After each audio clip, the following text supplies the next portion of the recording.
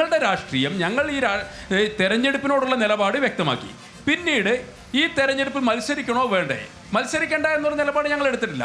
ജനങ്ങൾ ആഗ്രഹിക്കുന്നു എന്നുള്ള ജനഹിതത്തിനനുസരിച്ചാണ് BJP ഒരു സ്ഥാനാർത്ഥിയെ ഇവിടെ നിർത്തിയിട്ടുള്ളത്. ഇവിടെ വികസനത്തെക്കുറിച്ചുള്ള ചർച്ച നടന്നു. ബൈപ്പാസിൻ്റെ കാര്യം ചോദിച്ചു. ഹർഷൻ ചോദിച്ചപ്പോൾ മറുപടിയില്ല. ഞങ്ങൾക്ക് കൃത്യമായ മറുപടിയുണ്ട്. 30 വയസ്സാണ് ബൈപ്പാസിനായിട്ടുള്ളത്. അതിൽ 21 വയസ്സ് കാലം ആര്യാടൻ മുഹമ്മദാണ് തടഞ്ഞു വെച്ചത്. 9 വർഷക്കാലം അൻവർ തടഞ്ഞു വെച്ചു. അങ്ങനെ 30 വർഷം ബൈപ്പാസ് പദ്ധതി അവതാളത്തിലായി, വെള്ളത്തിലായി, സാധ്യമായില്ല. ആലപ്പുഴയിലെയും കൊല്ലത്തെയും ബൈപ്പാസ് 30-35 വർഷം നടപ്പിലാക്കാത്തതിന് ശേഷം നരേന്ദ്രമോദി സർക്കാർ വന്ന് നടപ്പിലാക്കിയ ഒരു മാതൃക നമ്മുടെ മുന്നിലുണ്ട്. അതുകൊണ്ട് ഞങ്ങൾ പറയുന്നത് കേന്ദ്ര സർക്കാരിൻ്റെ വികസന പദ്ധതികൾ കേരളത്തിലേക്ക് പടരും. ഇവിടെ ഒന്നും തുടരാൻ കഴിയില്ല. തുടരാൻ കഴിയാത്തതിൻ്റെ കാര്യം എന്താണ്?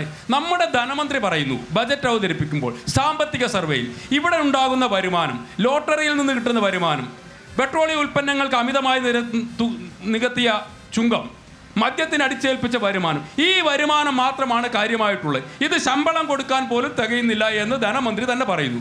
ഇവിടെ ഇടതുപക്ഷത്തിന് പ്രതിനിധി സൂചിപ്പിച്ചു ഞങ്ങൾ വികസന പദ്ധതികൾ നടപ്പിലാക്കി.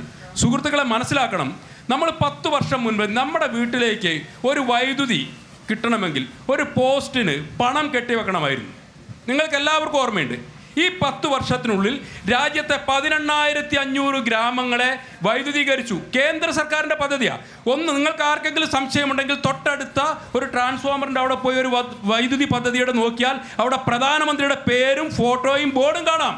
കേന്ദ്ര പദ്ധതിയാണ്. ഇവിടെ ബിൽഡിങ്ങുകളെ കുറിച്ച് പറഞ്ഞു. ബിൽഡിങ്ങുകൾ കുറേ ഉണ്ടായിരുന്നു എല്ലാ ഗ്രാമത്തിലും. എന്തെന്നറിയോ?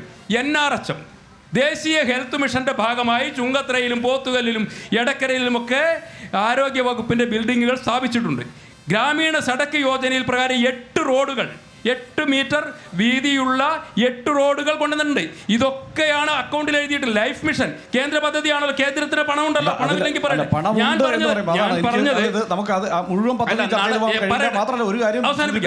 പറഞ്ഞത് പരിമിതമായ തുക അനുവദിക്കുന്നുണ്ട്. പക്ഷെ അതിൽ നിന്ന് തർക്കിച്ചാൽ ഈ ചർച്ച അവിടെ പ്രശ്നമൊന്നുമില്ല. ഹൈവേ, നാഷണൽ ഹൈവേ റീലിട്ടവർ ഇപ്പം നിങ്ങൾക്ക് തിരിച്ചു തന്നിട്ടുണ്ട്. ഇതേപോലെ കുറച്ച് കഴിയുമ്പോൾ ഈ പദ്ധതികളൊക്കെ കേന്ദ്ര സർക്കാരിനെ തിരിച്ചേൽപ്പിക്കും എന്ന ശുഭപ്രതീക്ഷയാണ് ഞങ്ങൾ.